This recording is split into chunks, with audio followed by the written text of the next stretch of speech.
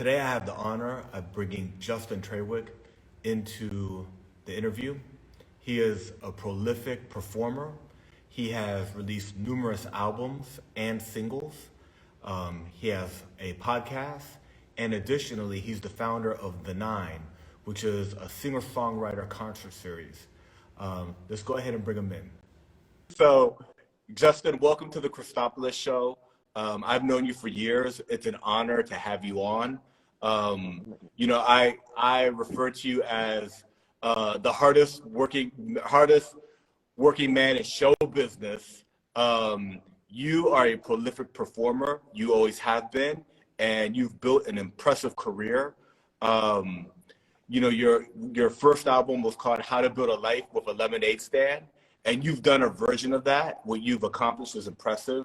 And I would love for you to take us on your musical journey, how you got started in music, how you fell in love with music, and we could work our way up to now. Man, that's a whole lot of it's a lot of pressure, Cristopolis. And first of all, I want to just say that I hope you're prepared to be interviewed yourself, because I am prepared. We have not talked in so long, and I had no idea that you and your wife and all 17 of your children are now in Los Angeles, surfing and smoking weed illegally. So, this is a big deal for me to speak with you as well. Oh, Settle Down JS is writing us. So Cristopolis, this is going to be very distracting for the ADD poster child. I'm going to be talking to you and reading comments at the same time, and like thinking about my hat choices. You and I met. I met you and Heather in what year? What year did we meet? It must have been like 2004, I think it was. 2004. Yeah. Heather and I got married a long time ago. What? Yeah. Heather and I got married in 2005, and I met you before she and I were married. When her and I were dating, we met. Oh, is that right? Yeah. And I remember early on when you and I met, you sat in with me. I don't remember where it was, but you sat in and you rapped with us. Yeah. And like that was where I discovered that not only could you rap, but you could rap in multiple languages, which That's is correct. Most people can't rap in one language. Most people can't talk correctly in one language. So for you to be able to rap in Spanish and French and, English, and what, can you rap in any other languages? No, that's it. Oh, that's just it. Just 3 languages. You're not even trying. I've got to up my game. You really do. You have to up your game, man. I appreciate you bringing me on here. And yeah, I've been doing this for a long time. It's funny. I've been thinking about it recently, where I've been, people are like, "How long have you been doing this?" And I'm like, "I think 15 years." Or actually maybe more. I mean, I've definitely been doing this full time with no other job since 2008. I appreciate you. Clearly, you must do research. Do you have like a bunch of like sticky notes, like Post-its, like right behind the camera? Let me. Oh, there's the research. But yes, I do research. I want to make sure that I'm doing your career, and anybody who I bring onto the show, I'm doing it honor, in the sense that you have put in, I would say it's closer to 2 decades worth of work. And I think it's fascinating because you started off at open mics, and I do research on you, and there's article after article, NPR, Washington Post, every type of thing written up on you, specifically about your music. You perform solo with a band. So tell us about it. Tell us about did you do music in school? Yeah. Did I ever tell you the story about how I discovered the guitar? No. Yeah. So, when I was in first grade, my parents got me piano lessons. Did you ever play piano, Chris? No. No. But I'm around it all the time now. Oh yeah. Yeah. Well, I was terrible at piano, and I probably would have, well, that's not true. Basically what it was I hated Paula, my teacher, and Paula hated me. I mean, we had a basic, disinterest in each other that was pretty obvious. And so piano really only lasted two and a half or 3 years until she told my parents she was never coming back. But going into middle school, in fifth grade, I don't know about you, in fifth grade, which, in a pre-COVID time, this is the only time this could exist. In post-COVID, this could not exist anymore. You'd go directly to jail. But I remember in fifth grade, Mrs. Bennett, my music teacher, who I still keep in touch with, she, one day in music class, she just passed around willy-nilly a bunch of instrument mouthpieces, and she's like, everybody try a mouthpiece, and then we'll figure out what you're gonna play, in middle school. So I mean, me and 14 other people were all sharing the same saxophone mouthpiece. I mean, she would be in jail now. Right. I mean, you can't share mouthpieces now. But I discovered that apparently I was really into the saxophone mouthpiece. So I played saxophone from sixth grade all the way throughout college. But I never woke up in the morning and wanted to play saxophone. Oh, interesting. Hetero, gross. I never woke up in the morning and wanted to play saxophone. I'm not sure really who does. I mean, saxophone's cool, but you don't really wake up and be like, man, I really want to play saxophone. Probably I'm going to get a hate mail from saxophone enthusiasts now. But I was bored one day. I grew up in the country, Cristopolis. I grew up in the country just outside of Leesburg. As I've said a lot, my closest neighbors were chickens and cows. It was my parents and me. I was a very sheltered kid. My parents were very square. I loved them dearly, but they were total nerds. And it was up to me to entertain myself. So we had this. I grew up in a pre-Civil War house just outside of Leesburg. Cool. And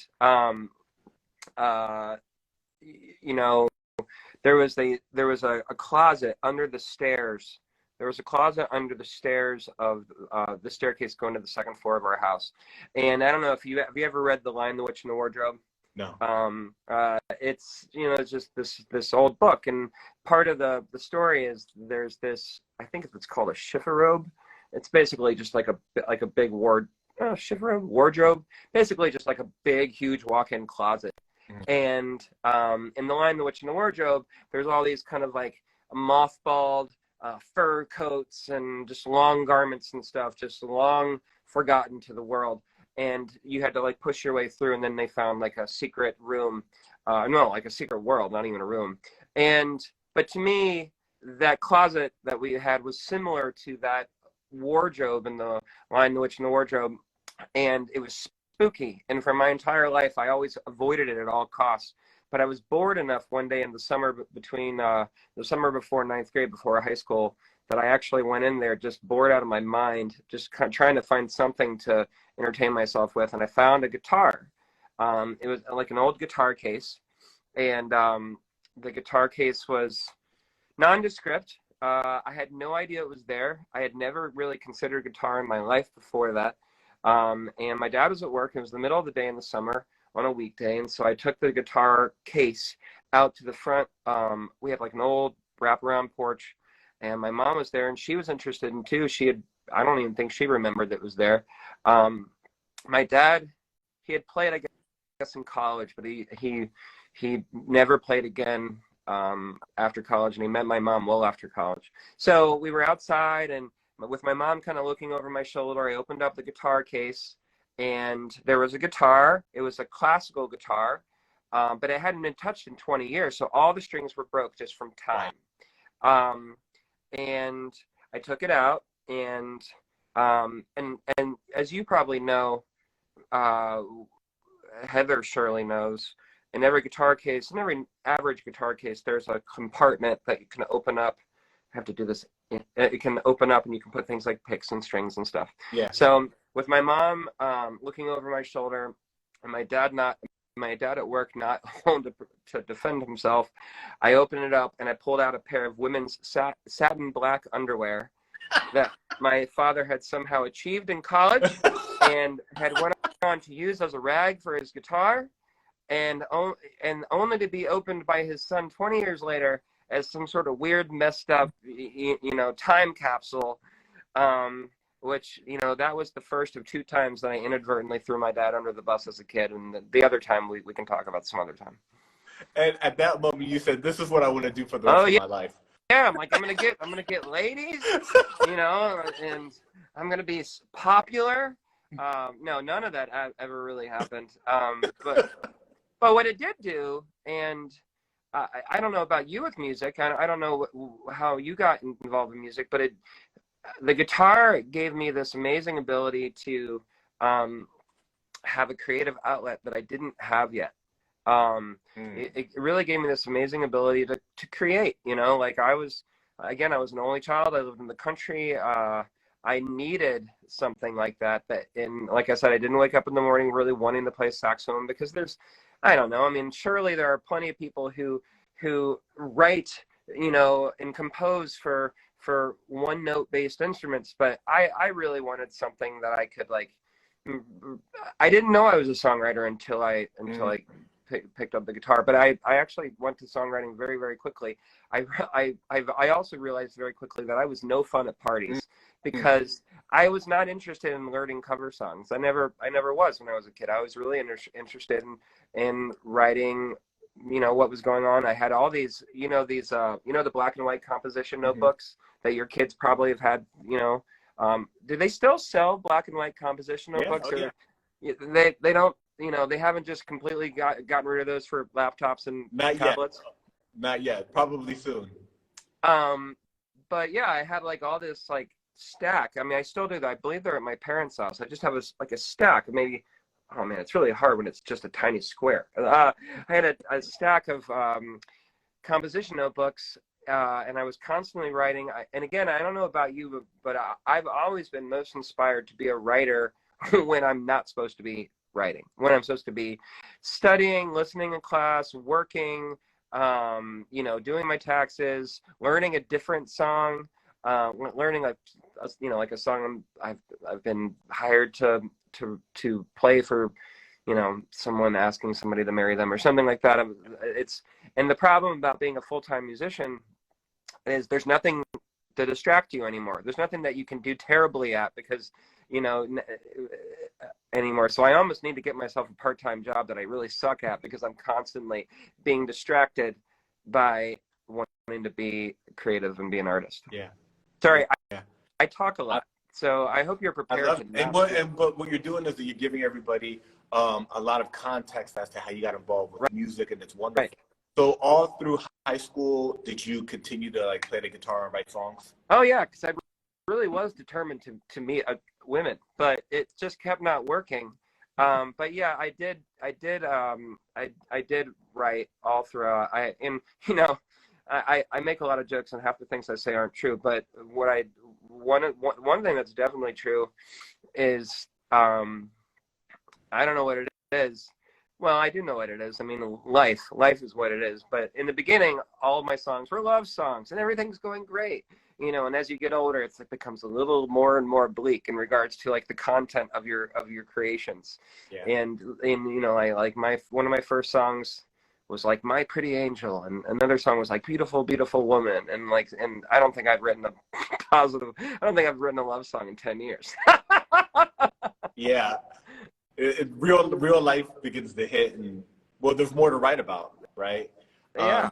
Because you're a full-time musician, and you have been for years, and being a full-time creative, sometimes it's festival time, and you're just booked, and then there's other times like the pandemic, So I'm really interested in getting your take on that, but we'll work our way there.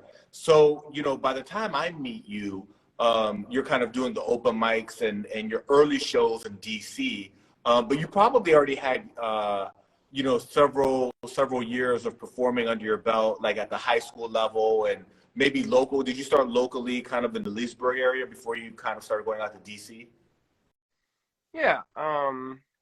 When I was in college, I went to Longwood University, which is in Farmville, Virginia. When I was in college, I started a band I feel, I was wondering before we started today, Chris, if I was gonna, how real I was gonna be, because there's like the public interview, like, public persona real, and then there's like the real, right?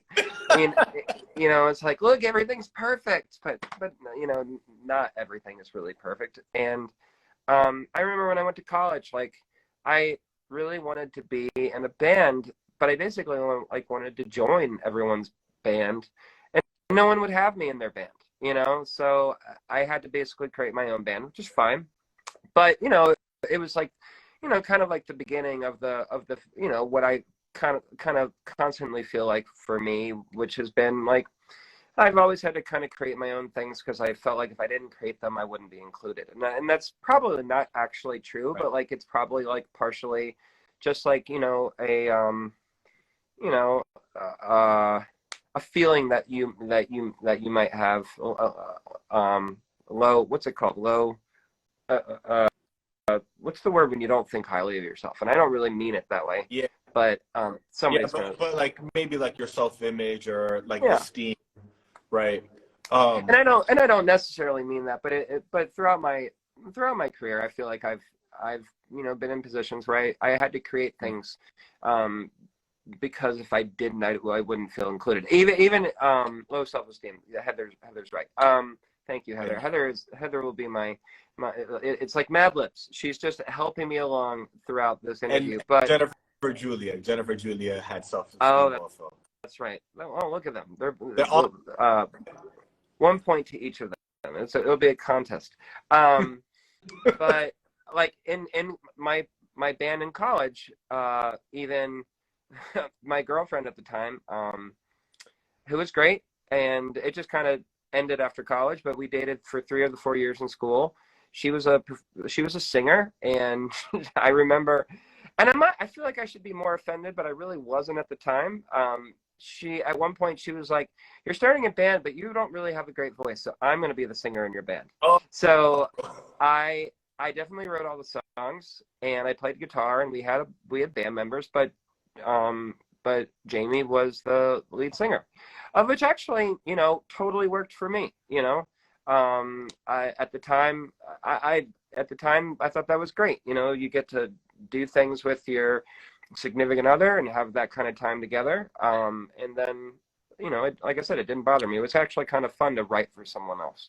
But so it wasn't until after college where I really started performing on my own. Like a lot of people, I lived at home for a while with my parents.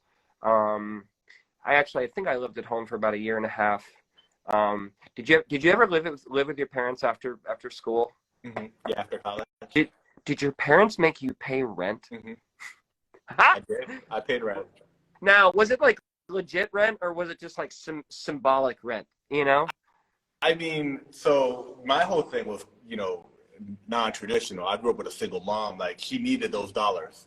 Oh yeah, yeah. You know what I mean? So I it was understand. a little bit more hard knock life, you I get know. it.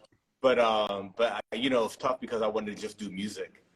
You know what I mean? Yeah, So, yeah. but I do know what you mean. I lived with my parents for a year and a half, and I think at some point they're like, "Well, if you're not gonna move, then you're gonna start paying rent." But like at the time, it was like, "Oh my God, this is a lot of money." Now I look back and it was like, clearly this was just symbolic. Um, but I understood, and if I ever am in that same position, I'll probably make my kids pay rent. But I remember it was like 2005, and I was driving from Leesburg. There truly was not a lot to do in Leesburg per se, so I was driving to from Leesburg to Arlington to go to IOTA, which I know you know. yeah, And unfortunately, IOTA's gone.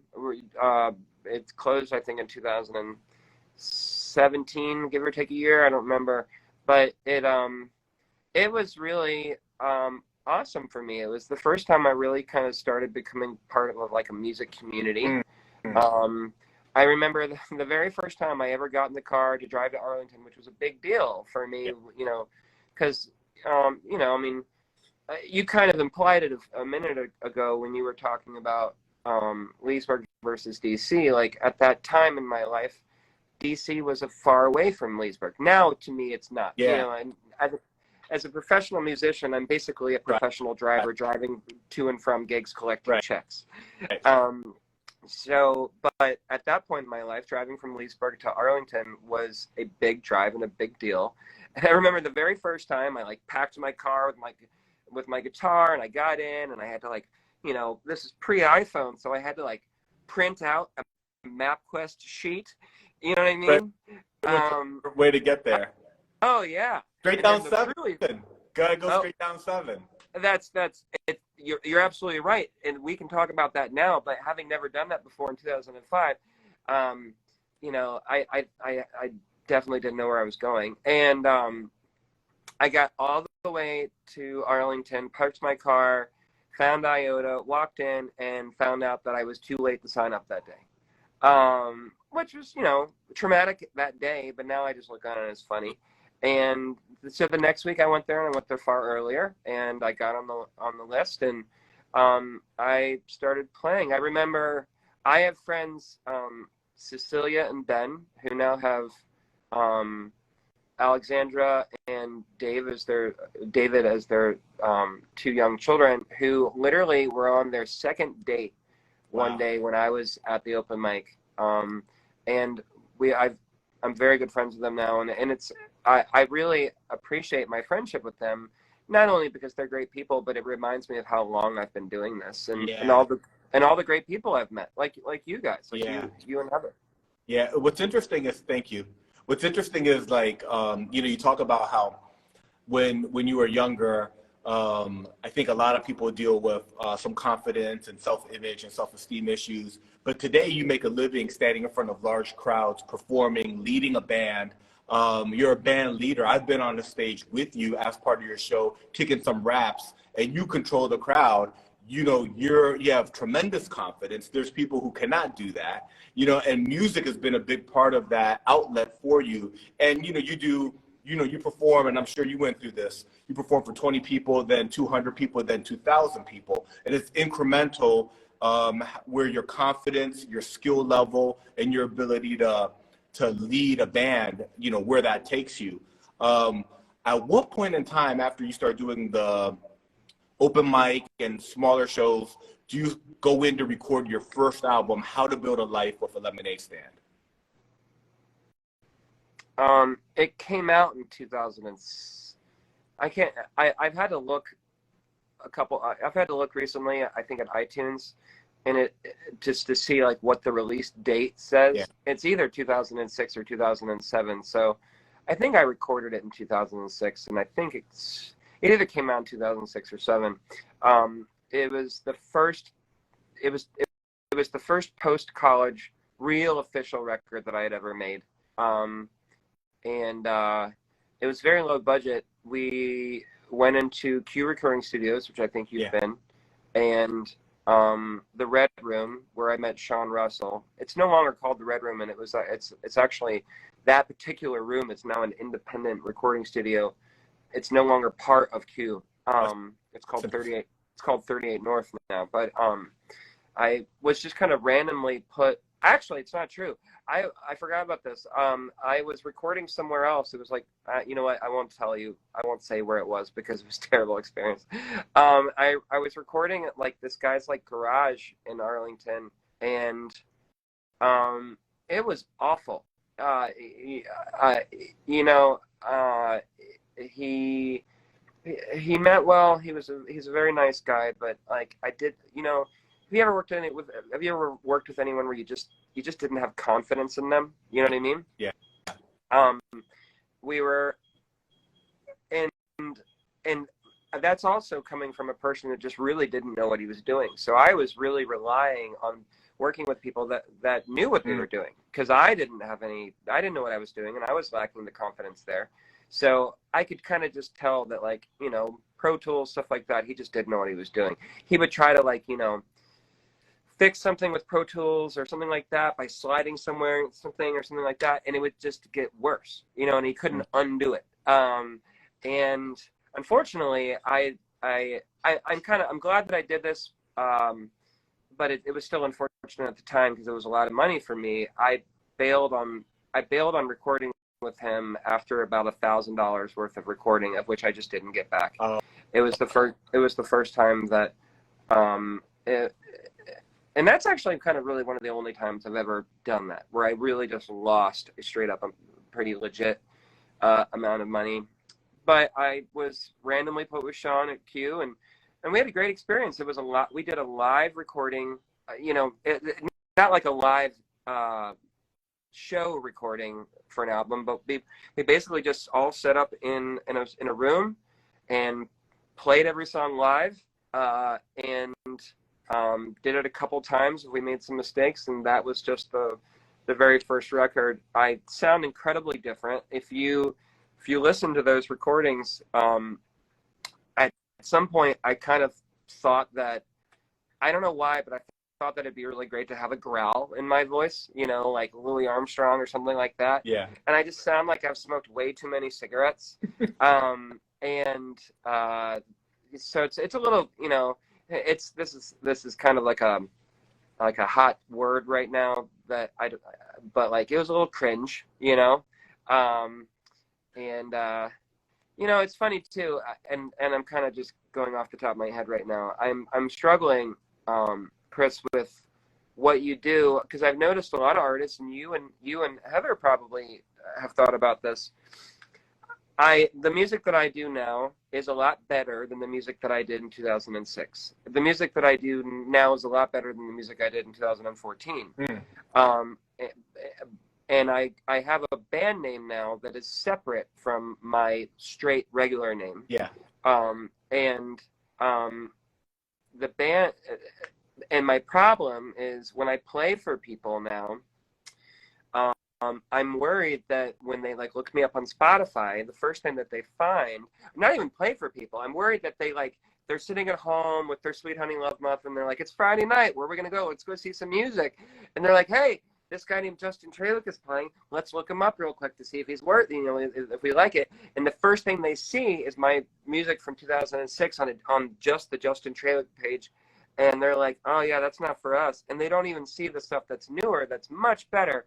But I'm worried, in the grand scheme of reinventing history, I don't want to get rid of it. Yeah. But it's not necessarily a good representation. Sorry, I got something in my eye, and it's not because I'm crying. Yeah, I know what you're talking about, because when I was doing the, kind of going through your discography and listening to everything, you're like, man, that sucks.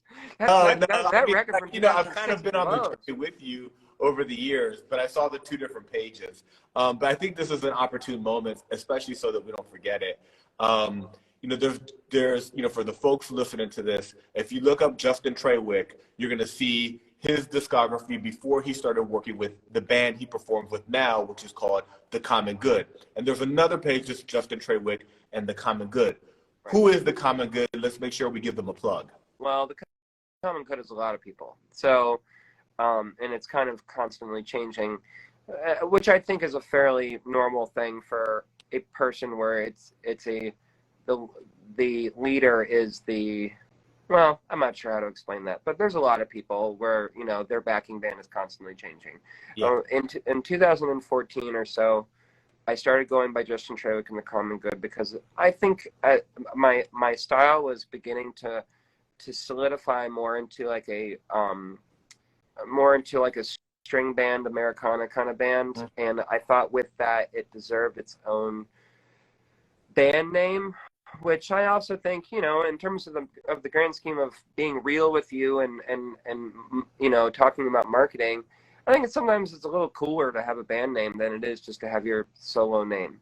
Yeah. Or to have a moniker. Yeah. Kind of like what Heather is doing, it's a cool name. The Common Good is dope. So yeah, I'm from Virginia, and I wanted a band name that somehow represented where I was from. Mm-hmm. And so, Virginia is one of 4 Commonwealth states, mm-hmm. and there was already a plethora of bands that had Commonwealth in their band name. Mm. But I looked up Commonwealth on Wikipedia, and part of the definition of Commonwealth was to do something for the common good. Mm. So I went with Justin Trawick and The Common Good, and I really like that. I think it's great. and I think it's served me pretty well. So and again, to answer your question, the person that's been playing with me the longest, since literally from the beginning, is Josh Himmelsbach, who plays mandolin. When people ask him how he got played and started with me, it's like how everyone else got started playing with me. I met him and I just started asking him to sit in, and at some point he was just in the band. You know what I mean? There was never and we never had an official meeting. He's like, we never signed any papers, so there was never any kind of official email. But at some point he was just in the band. But with that said, as I'm sure that you know, a lot of people play more often than people can keep up with, other musicians. Yeah. And so I have my main group, but I also have 2 and 3 of everyone behind them in case someone can't make it. Yeah. People have a life changes, stuff happens. They can make 90% of the dates, but not 100%, but the show's got to go on. Who are the core people that are there for most of the dates that we want to make sure that they get some love right now? Oh, yeah, sure. So like I said, Josh Himmelsbach plays mandolin. Courtney King, who was on here a few minutes ago, she plays flute. She's one of the more recent people that I've started playing with. It's not that recent now. She's been playing with me for about 2 years. She's a former Air Force band musician. Cool. She lived in Germany for a while in the Air Force band. This guy, I have a couple different bass players that play with me. I actually, and again, to be real with you, I just, my bass player that was playing with me all throughout COVID and the last 5 years, he kind of just basically, I think momentarily, maybe permanently, stopped playing with me because he just wants to be at home with his family more. And I understand. Yeah. Truthfully, it kind of hit me a little hard because I wasn't prepared, and I was really good friends with him. But yeah. I mean, I do understand. So there's a gentleman named Greg Mully playing bass with me, and there's another guy named B. Farrow playing bass with me as well.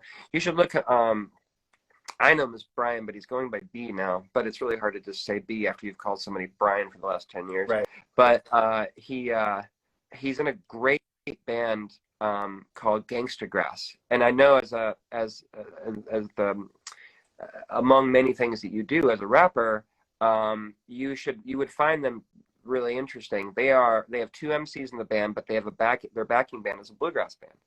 And there was a TV show that there was a TV called Justified with Tiff.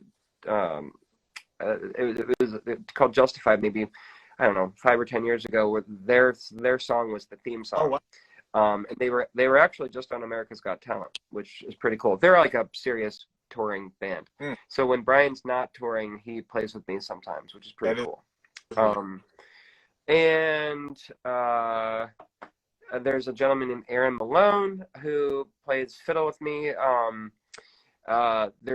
He actually had a really cool thing recently. He's buddies with a guy named Ross, whose name is eluding me right now. Last name is eluding me. I'll think of it. But he and Ross recently wrote all of the string and horn sections for this guy named Tyler Childers' new record.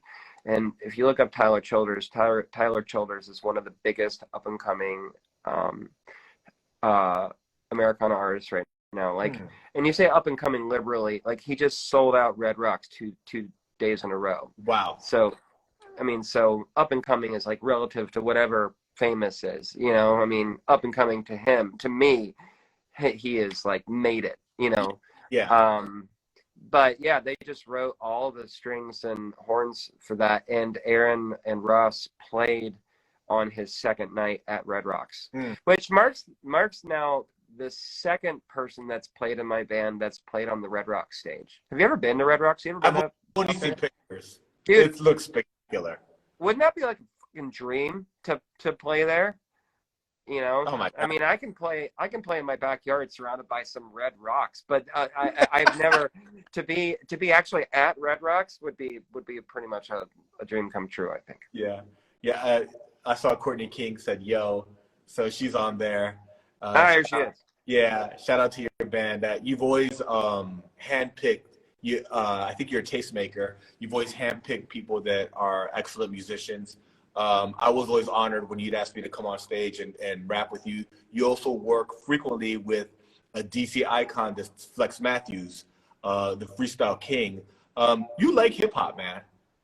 How did that start? Because you've done the cover, the remake cover of Biz Markie. You bring rappers on stage, which is uncommon in singer songwriter Americana bluegrass. Did you always like hip hop? Was it something you're like, I think it's cool? You rap a little bit.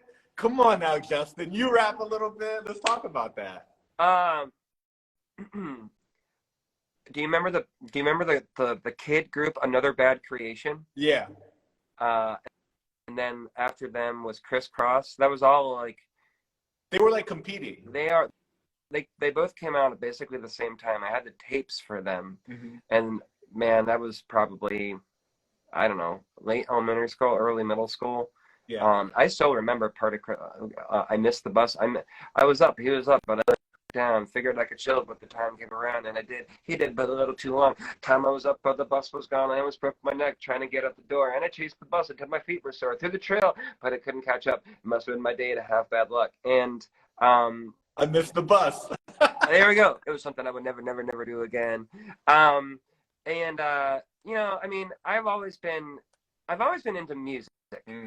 Uh, but with that said, like my parents were not big into my parents like music. But when I say like my parents were not big music people, I mean like, they weren't listening to records throughout the day. They weren't like, taking me to rock concerts. Like I think my first concert with them ever was the Kingston Trio, which was like, if you grew up in the 60s, you were either a hippie or or like you listened to the Kingston Trio or something like that. So you listen to like Jimi Hendrix or you listen to like folk music. Right, And my dad listened to folk music. right. And the Kingston Trio was great, but my point being that like yeah, I always liked hip hop and I always liked whatever I heard on the radio, and I listened to a lot of DC 101 growing up, but I didn't really listen to anything specific. It was more of, but I really just liked performing and the art of performing. And what I've always liked about rap specifically, you might have to tell me what the difference between rap and hip hop is, because I don't know if I could explain it to you. But what I've always liked about rap specifically is just the art form of it, for the same reason why I like the art form of stand-up comedy. It's hard and it's an art form and it's something that has to be perfected, and you can't just do it. And you know what, this is potentially going to be an unpopular opinion. I don't think current rap is good. I think there are good people. I mean, Sure. Kendrick Lamar, stuff like that.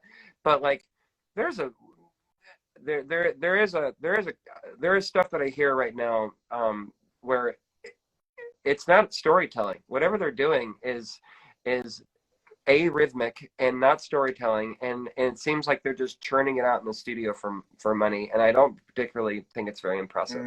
And but I don't know, 10 or 15 years ago, Linkin Park did a record with Jay-Z. Yeah. And I always thought that was fucking awesome. I thought that was really, really cool. And that's when I met, do you remember Malik Starks? Yeah. Did you know him? I know Malik, yeah. I forgot, truly, I forgot how we met. But he and Cliff were in a group called the Roll With Us All Stars. And I somehow proposed to them, based on what had just happened with Jay-Z and Linkin Park. I was like, why don't you come out and rap with us? We never truly had a whole lot of things that they did with us. I think I think Malik did more with me than Cliff did, but I think Malik only ever really had like actual lyrics on maybe like 2 or 3 songs. I apologize to Malik if he watches this later, and I'm incredibly wrong. But I don't think he really did that much. But he was in the era that he was playing with me, totally part of the band. And so and Cliff kind of more like Cliff was Cliff.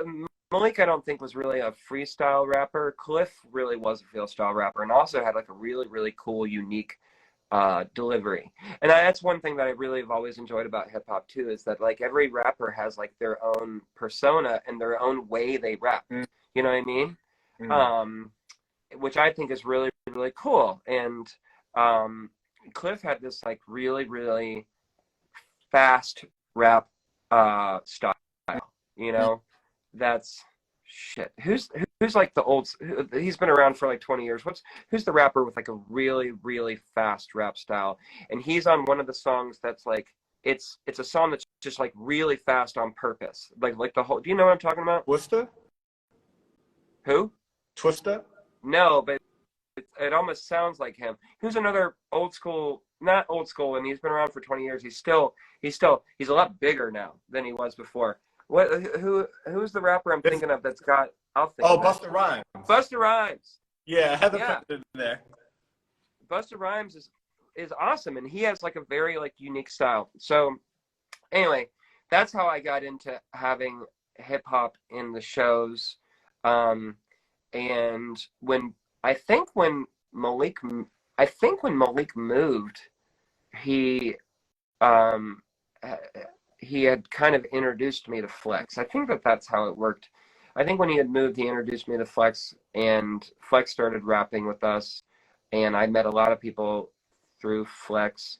And smash cut to today, I mean, just a couple days ago, I wrote a hook. You know, it's really never worked out yet. No one's, well, it's not true. Flex is on a song or two that's recorded, but there's never really been any official songs recorded with. It's always just been more of like a live thing. Yeah. But I just wrote a hook a couple days ago, and I sent it to Flex. It's just an iPhone recording, and I was like, hey man, I got a hook and I got chords. Can you write some lyrics between them? Because I think that would be awesome to do as like a little project to put out, like an EP or something like that, of a couple songs of my band and me singing choruses with rappers rapping. I think that'd be great. I think that would be really, really good. Shout out Malik Starks. Shout out Flex Matthews. Right. Which, by the way, I just have to say, I understand that like rap names. I understand rap names are often different than like their personal names. But Malik has like an awesome regular name. His regular name is Dathan Harbor. I mean, to me, that's a fucking awesome name. I mean, I like Flex Matthews too, but he could easily be Dathan Harbor, and people think that's a good name. Yeah, absolutely. You have won Song of the Year at the Whammies, oh right? My God. You looked at your card again. Huh? I got my. You looked at your notes again. I have it right here. For the song After All Is Said and Done. Tell us about that experience. Tell us about that song. And then when you won, and because, look, you've got everybody who knows about you sees you performing constantly for years. And you have, you're one of the hardest working musicians out there, always doing paid performances, being, a full-time musician. But sometimes the accolades help, right? It's easy to say winner of this on featured in this magazine, and that was a big deal. It is a big deal that you won Song of the Year, and the Whammies have rebranded, and they're kind of even a bigger deal, than they were maybe 15, 20 years ago. What was that experience like? Tell us about that song and all of that.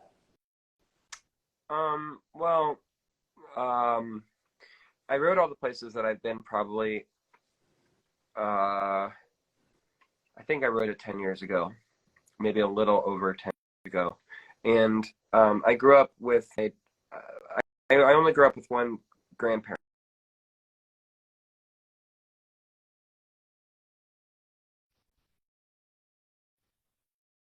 She was born in 1919. Oh, did I lose you for a minute? Are we back? I can hear you. Okay. And you know, the horse and buggy still existed when she was a kid. She basically lived in like a no stoplight town. Um, and her parents owned a very big, what they would probably have called like mansion or something. I mean, this was not a wealthy mansion, but it was just a very big house. And people would stay at their house when they were coming or going from the horse and buggy ride to Little Rock, Arkansas. And because, you know, if you're riding a horse, 60 miles is a long time and you have to stop somewhere. Yeah. And her mother's name was Zula, and Zula would cook for everyone that would stay there. Zula would also cook for people in the town that were, you know, when they took a break for lunch, they would come over to my grandmother's house, and Zula would feed them a very simple lunch, and they would sit in the yard, and they would open the French doors of my grandmother's house, and my grandmother would play piano for whoever wanted to listen while they were eating lunch that Zula made. That they had bought my grandmother a baby grand piano when she was a kid. And one thing I always thought was really interesting, you know, I guess it's kind of obvious if you really think about it, but at the time when my grandmother told me, in the modern world we live in, I thought it was mind-boggling.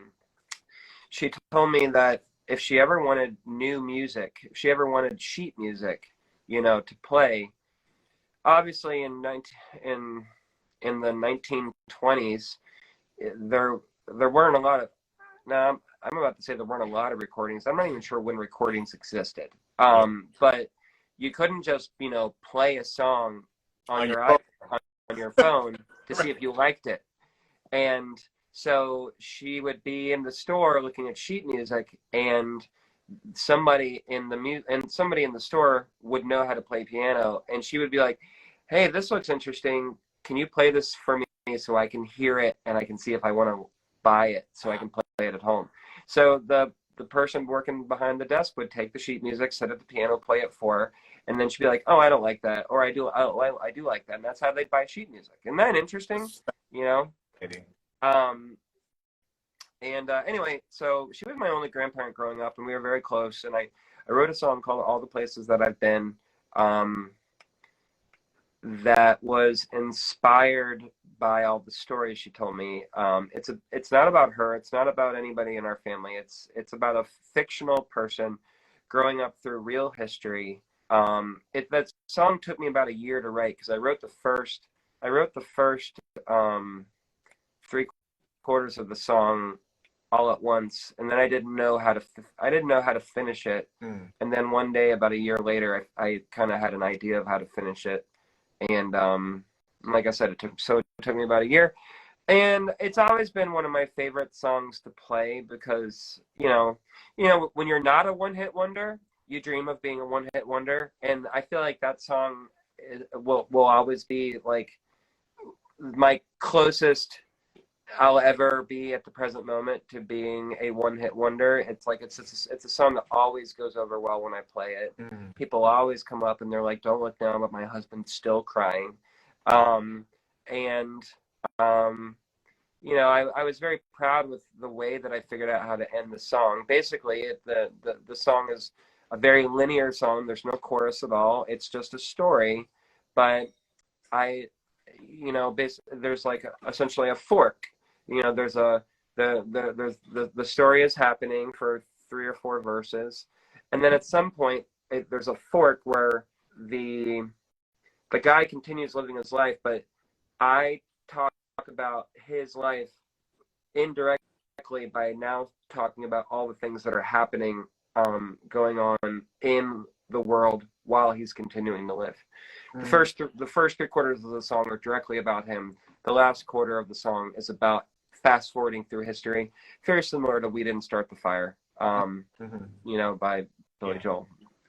And then at some point the fork converges back on the last thing that's mentioned in the song, which when I wrote that, well, I mean, it was still 10 years, No, yeah.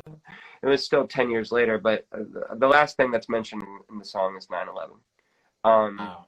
and you know, again, it's a fictional guy, but and the fictional guy has a family member that's in 9/11. Wow. So that's how I bring it back. Um, and like I said, it's very important to me. I was very honored when the Whammies uh,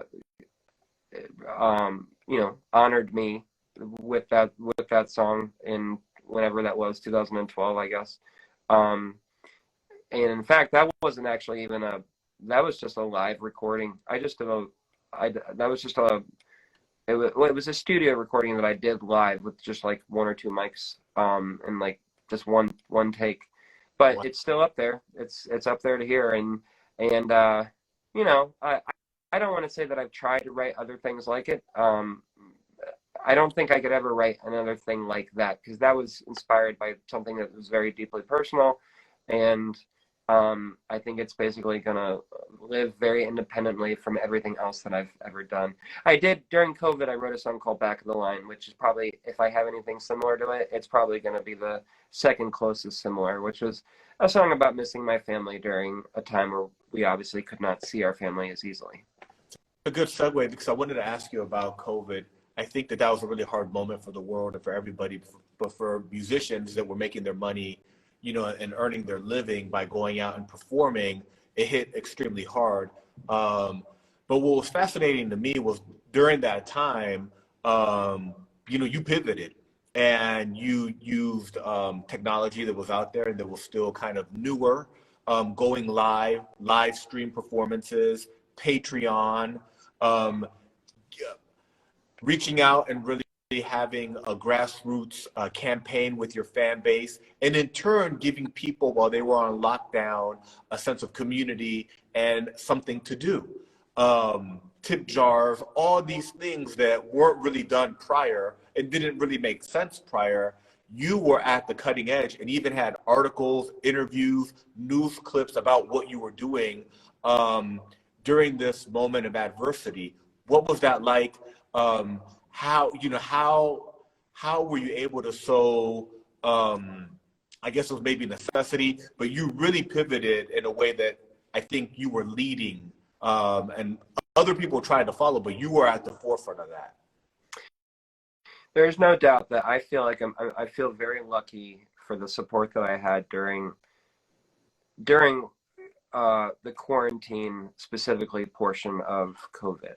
Um, uh, I think it's very safe to say that for most musicians at my level, and I mean, and my level being local to regional, for most musicians at my level, I was succeeding where a lot of the others were really struggling, and I think it's because I just had a lot of support, and I had been playing for so long and had really focused on gaining I had put a lot of focus on gaining name recognition, at least locally, and as well as getting them to follow me on social media so hard that when the pandemic started, I had a group of people ready to go to listen to me. Um, on March 12th, 2020, when March 12th, 2020 was like essentially like just a couple days before the world shut down. But things were beginning to independently shut down. And the 9 songwriter series was supposed to, which I run, was supposed to play at a place called Hill Country Barbecue in DC. And I had the idea at the time. I was my girlfriend at the time. I was telling her, I was like, I don't feel like it's comfortable. I don't feel like it's safe for 9 people to share microphones.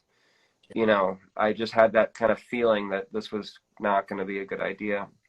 And I canceled my show, and then I'm like, well, I don't have anywhere to go. What should I do? Well, maybe I'll go on Facebook Live. I had actually done a couple of Facebook Live things previously, I had like a couple shows get canceled. I remember I had a show in New York get canceled because it was snowing, like a year before, and I did a Facebook Live thing, and I actually did it with tips, and I remember getting some tips. So I had remembered doing that and said, well, why don't I try this? And um, I made $1,000 that day. I don't really say that very ever. I don't really ever tell anybody how much I made. But I made over $1,000 that day on March 12th, and it meant a lot that people not only wanted to participate, but they could see the writing on the wall in regards to what artists were about to, and they were not even yet going through, because most shows were not yet canceled, but they were able to see what was about to happen for artists who basically were the leaders of what would be then formed, but pretty quickly understood as the gig economy. And after that very first, because I kind of feel like I famously did it essentially 4 days before Chris Martin from Coldplay did it, because you're right, like I did it early, and Chris Martin did it on Instagram, I think, on March the 16th. And not a lot of people were doing it yet. They were also doing it in a way that I didn't really think was successful. They were basically just trying to emulate a bar gig online. Yeah. And I thought, well, looks incredibly boring.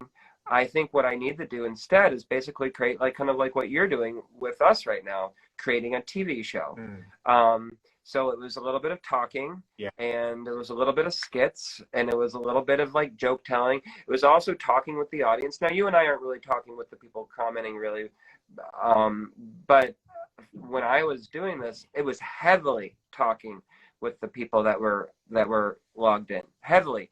And I joke about being like the ADD poster child, but in some degree it actually works in my benefit for my brand, because my brand, people will be talking while I'm in the middle of the song, and instead of like not paying attention to it and finishing the song, I would stop in the middle of the song, or I'd at least stop singing with the playing guitar, and I'd field questions. And sometimes it'd take me 8 minutes to get through a 3-minute song, because I'd start talking to somebody, and then we go off on a tangent, kind of like what I do with you for the last 45 minutes.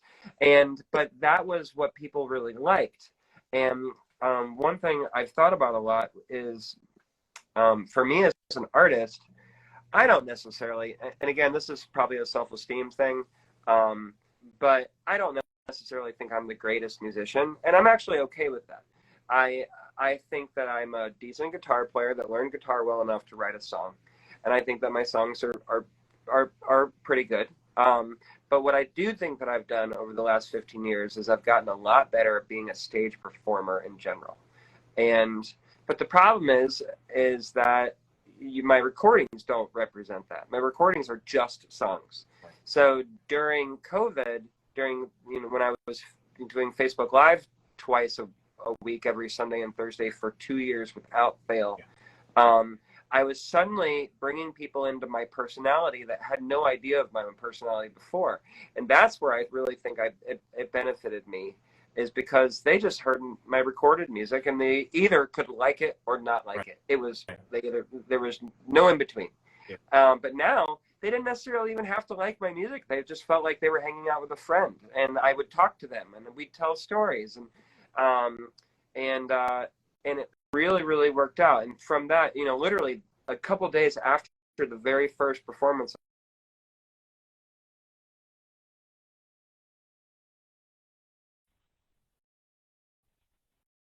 I mean, he could have asked anyone in the world. One of my friends is pretty high up at Reuters, the news organization. He's a cameraman for them.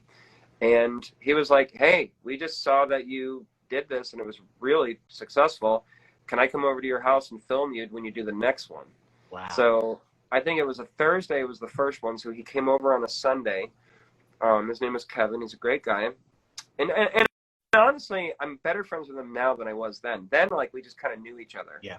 But now we're like good friends. But then, he came in, and honestly, and the funny thing too is, like, it was so early. It was, I think he actually came over on March 16th.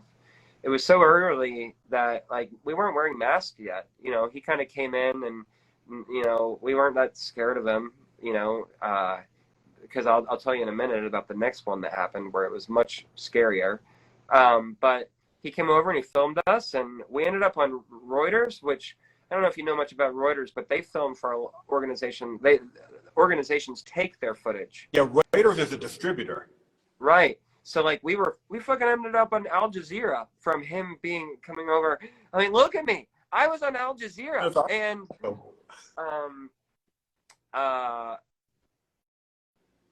it was really, I felt very lucky, and that kind of started a lot of things. A guy reached out to me from CNN like a month later. Wow. And so like when he came over, like heavy masks, right? Like gloves, mask, everything. You know what I mean? A much different feel than when Kevin came on March 16th. But like, you know, CNN came over, which was cool, and I think the Washington Post wrote a couple of stories. The Washington Post wrote stories because as a musician, again, you know, like I was trying to figure out how to, you know, maintain, you know, the ability to make money during COVID as an artist, and I kind of came up, you know, again with my girlfriend at the time. She deserves credit, so I'm absolutely giving her credit. We kind of came up with this idea of a backyard show, yeah, and I had people in the area in Arlington where I live that were very kind and supportive and willing to let me essentially donate their backyard to me in exchange.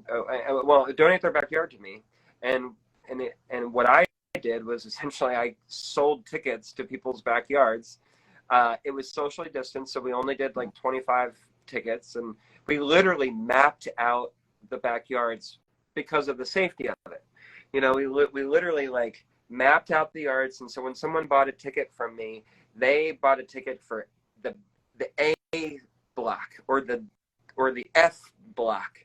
So, and when they got there, you know, there was like a sign, and they saw that they were sitting in the C block, and that's how we made it safe.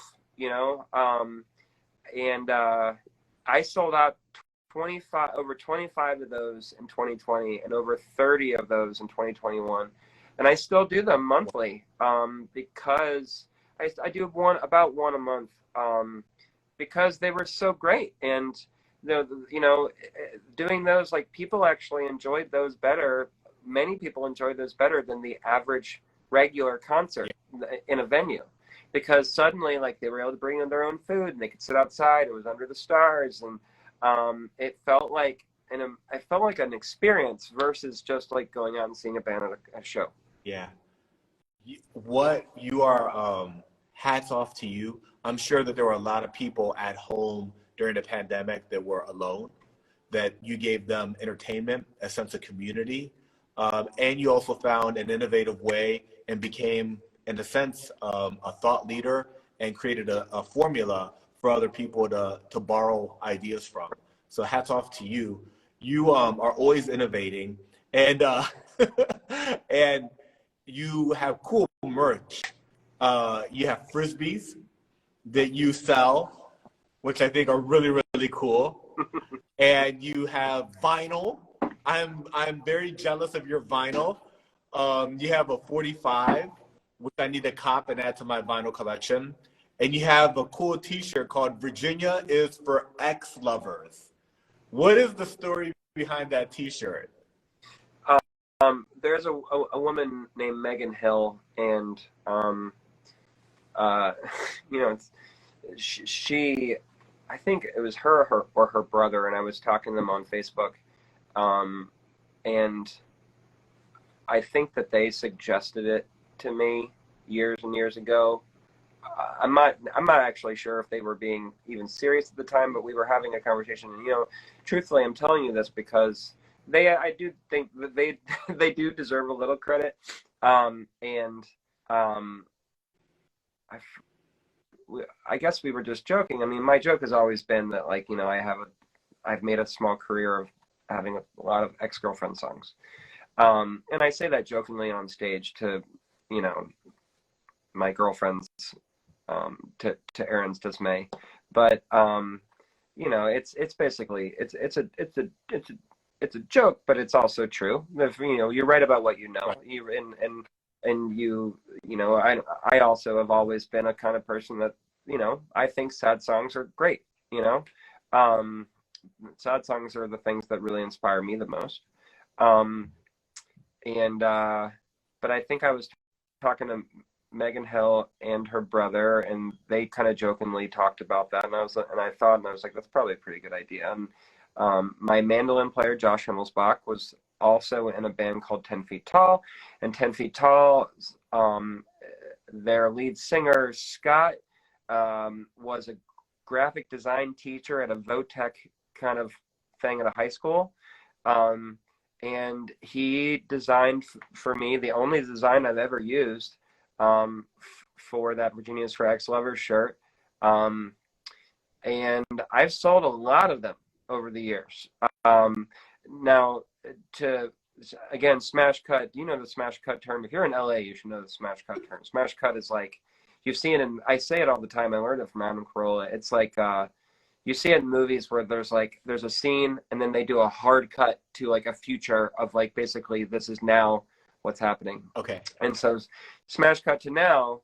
I'm still selling those shirts, but I always thought it was uncool to have my name on that shirt because I thought that would cheapen the funny message. Yeah.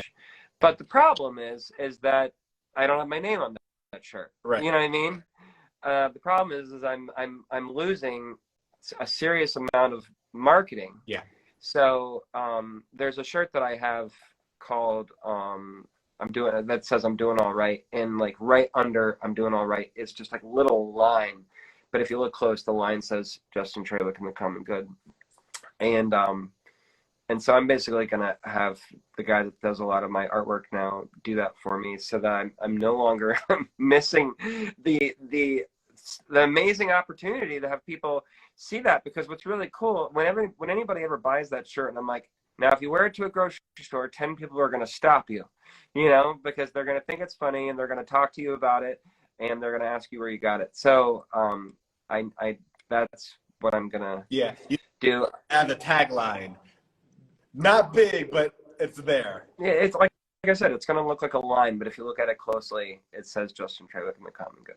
That's cool. Mm-hmm. Yeah, that's a great idea. If people want to buy that shirt or that cool Frisbee, where do they go to buy that? Well, I want to let you know that, you know, I just want to let you know how white I am. Because I don't just have, hold on.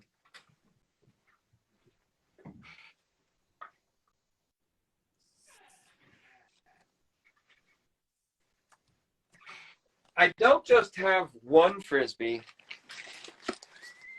I have two Frisbees. And if you were like, you know, I know Justin was white, but I wish I had some sort of barometer to measure the amount of whiteness that Justin really is. And let me tell you, I not only have a regular Frisbee, but I also have disc golf discs, you know? Yeah, I got into disc golf during the pandemic because there is only so much togetherness that one can have with their significant other when they live in a 750 square foot apartment quarantined. And so I got into disc golf so I could, like, you know, tromp around in the woods, which was awesome. Excuse me, what is disc golf? Oh yeah, you're one of those people, which is most people. Disc golf is essentially golf with a Frisbee. But the cool thing about disc golf is it's like the barrier to entry is extremely inexpensive. And you can totally play drunk. And you basically are in the woods. And it's awesome. It was, you know, I'm an Eagle Scout. I grew up, you know, doing all kinds of Boy Scout stuff when I was a kid, camping and canoeing and kayaking and everything. And so, you know, when COVID came around, disc golf was this amazing opportunity for me to get into the woods, have kind of like me time. You know, you have like a special backpack that fits all your frisbees, which is hold on, where it's the show and tell portion of the podcast. Oh, my girlfriend recently was redesigning the basement, so she zipped it up. But I've got this backpack. Oh, hold on. There we go. This is my disc golf bag. Oh. You know, it's a backpack, but like the cool thing about disc golf, man, we have just gone down a nerd rabbit hole. The cool thing about disc golf is that like every disc does something different. Like these discs are like the drivers. If you play golf, these are the drivers, and then they're different weights. They actually turn differently. Yeah, like dude, when I come to Los Angeles, there you go. You and I are gonna get together and we're gonna figure out a place to play disc golf. Because as much as I understand that how not white you are, and I not only am into disc golf, but like I have like apps about disc golf, and I see like, you know, you can see like where all the disc golf courses around the country, and I have like my dream courses that I want to play and stuff like that. But yeah, cool. You know, having these frisbees has been fun. I you know, in the grand scheme of like trying to sell merch, having merch that looks like a toy is a genius idea. Yeah. You should always have merch that looks like a toy, because what happens is when you play gigs, little kids would come up and be like, "Dad, buy that for me. It's a toy." Yeah. And so I've sold a lot of frisbees that way. That's awesome. So if somebody wanted to buy the frisbee or your cool ex-lover shirt or the disc golf, where do they go? Just my website, justintrawick.com. Yeah. On justintrawick.com, you also find press, his music videos. You have a video where you're playing and there's lamb or sheep coming around you. Yeah. You've got really, really cool stuff. You recently released Life in the Middle. Can you talk to us about your new music? Yeah. Life in the Middle was actually recorded Life in the Middle was predominantly recorded in 2019. It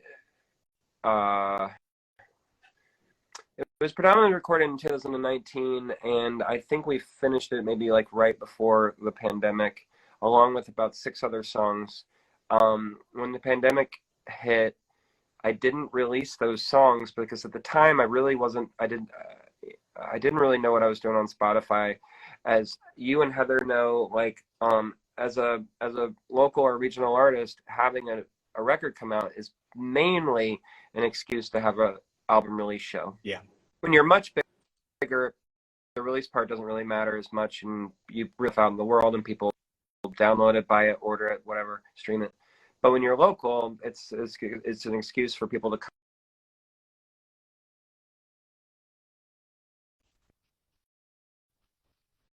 Art shows. So I just never put the song out. You were frozen. Are you still there? Can you hear me? All right. I can hear you. Okay. So I never put those songs out. So believe it or not, smash cut again to 2023. And now I'm beginning to put those songs out, along with other songs that I've been recording. And, you know, I've also learned a lot that I didn't really know before. There's a term now that I'm sure you and Heather know called the waterfall method in regards to releasing songs, which is essentially releasing a song like every month, every 2 months, every 6 weeks, something like that. Say it again? Feeding your fan base. Yeah, so I started doing that in January I put out songs during the pandemic. I put out Back of the Line. I put out I'm Doing All Right. But now in terms of the waterfall method in regards to those songs that I recorded pre-pandemic and now recently, I'm putting starting in January I put out These Days, and then I think in March I put out Life in the Middle, and in about 4 weeks from now a song called Standing on the Edge will come out. One thing that I think is actually pretty cool, my graphic designer's name is Ed Abbott. He's awesome. He lives in Delaware, and he and I are creating album art for each single that is a reference to a popular movie from history. So these days is a reference, that the album art is a reference to Jaws, and Life in the Middle is a reference to Forrest Gump, and Standing on the Edge is a reference to One Flew Over the Cuckoo's Nest, the old Jack Nicholson movie. And I already have an idea for the next one. We'll have to see if it works out. But I just kind of think that that's kind of cool. I've been, you know, I don't know about you guys. Like, I've been working on Spotify. I've always really struggled with Spotify, but I recently started trying to working with playlists, and I've gotten a little lucky. I'm sure that you guys, you know, if you monitor your own Spotify and stuff, you can see like how many listeners you get each month. Yeah. And for the last 4 years, I have no problem playing. I have no problem bringing people to shows, having a local fan base, regional fan base, stuff like that. But I never was very good in regards to a fan base of recorded music. And I don't think it's for a lack of talent. It's just that there's a lot out there. It really and so I've started focusing on trying to get songs playlisted. And literally in April 1st, I had 300 listeners a month. And if you look at my Spotify while we talk, I have 6,200 a month right now. Which is not to say, and that's not like, you know, that's not Taylor Swift numbers. That's not even, you know, normal regional or national artist touring numbers. But for me, it's obviously, you know, it's obviously a much bigger, and I'm really happy with that. You know, they're I can tell that it's real people, because I know what it does. I know what it looks like if it's not real people. I've done a lot of research, and I've also even met some playlisters personally. I've been using some organizations to help me get playlisted, but through getting on playlists, you get to meet the people that actually run these playlists, and then you can kind of work with them directly. And I met this one guy. He's a really cool guy. He's an Italian who lives in the Netherlands. He's currently going to law school, and he's just got this really awesome playlist called Best Acoustic Guitar Songs, which has like 30,000 and climbing listeners. Wow. And which has been really helpful, you know.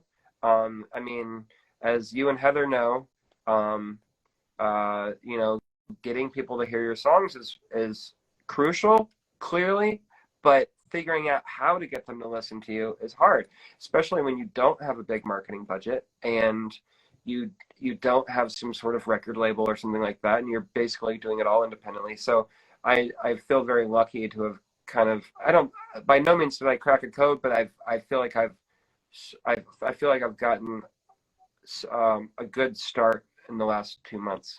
Yeah. No, I mean, that growth is spectacular, and hats off to you. That's amazing. You always are performing. What upcoming shows can we plug for you as we start to wrap up? Well, we just played the Charm City Bluegrass Festival, which was a big deal for me. On May the 20th, every year I have, for like the last 10 years, I've performed at a crab feast that always benefits an organization. For many years, it was benefiting a local cancer organization. This year, in the last couple of years, it's become more. For many years, it was just kind of like a friends and family kind of like local kind of thing. But in the last like 3 years, we've turned it much more into a real like public event. It's called the Knock and Roll Concert and Crab Feast. It's on May 20th. The money this year is benefiting Phoenix Bikes, which is a organization in Arlington that that teaches youth how to work on bicycles. And they come over and they work on bikes, and the bikes that they work on get donated to people in need. And when after they donate a bike that they worked on, they get to fix a bike up and keep it themselves, which is really cool. And then we're also playing Dell Fest, which in the bluegrass world, there's a guy named, and by the way, I am very much a fake bluegrass musician. We have infiltrated our way into that world. Good. But, you know, but I just have to say that, as I say, we're about to play these two bluegrass festivals. We're there in the bluegrass world. There's the most famous of famous bluegrass musicians named Del McCurry, and he's an older gentleman, and all of his children play in his band, and they have a festival of their own. A lot of bands, especially in my world, have their own festival. Yeah. It's like the natural way of the natural way things go throughout your career. At some point, you kind of create your own festival. Yeah. And they have a festival called Dell Fest, which is in Cumberland, Maryland, and it's a very big deal. And we basically have a foot in the door. We're playing like the 11 o'clock in the morning set, but like our name, and you know, like, you ever seen those like tour posters or like festival posters? Yeah. Festival posters specifically, where it's like, oh, the band, the big names and the little names. My name is the last name, and it's the smallest name. You need a fucking magnifying glass to see my name. But it's awesome. That's awesome. But yeah, but honestly, like, sometimes, you know, the best part, the best part what am I trying to say? Sometimes the most important thing about playing these festivals is just being on the poster. Yeah. You know, because people look at the poster and they're like, oh, who's that guy? I want to look him up, you know? So I'm doing that, and I don't know, man. As a person who pays my rent being a musician, I play all the time. So I always just tell people to go to my website, justintrawick.com.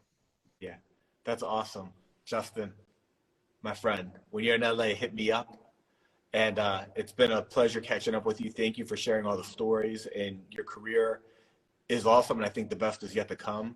Have a great time at Delfest. Dude, you told me that this was going to be 45 minutes to an hour, and now my girlfriend's upstairs starving to death, and we've been talking for the last 90 minutes.